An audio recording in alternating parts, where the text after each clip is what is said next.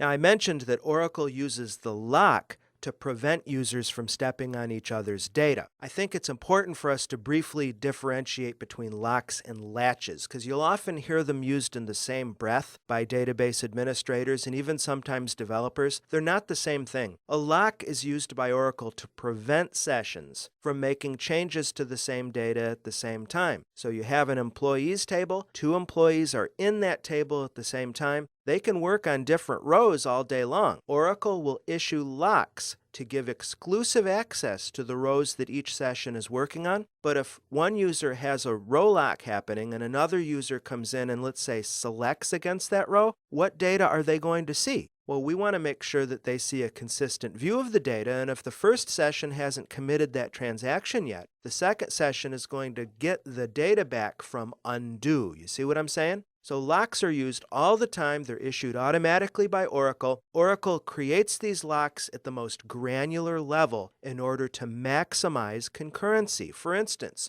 Oracle is going to look at giving exclusive locks at the row level instead of the table level. Imagine if a user came in to do an update and Oracle issued an exclusive lock to that session on the entire table. Another user comes in to do selects. The select might be fine, right? We have undo data to give us read consistency, but if another user comes in, wants to do a delete, update, insert, whatever, they're going to be hosed. They won't have any access to the entire table. So I think you can see intuitively the purpose of the lock. Very simple. Now, a latch is really a database developer issue, in my opinion. We DBAs really don't have much of any control on how latches work. Latches are used internally by Oracle to protect access to memory and data structures. Remember, in other training that I've done for Pluralsight here, in particular, I believe it's the Oracle Fundamentals course, we talk about the physical and logical components of Oracle database. You'll remember that one of the principal physical components, the most elemental one, is the block, the Oracle block, and then the operating system block in your storage subsystem. Well, in that block, you may have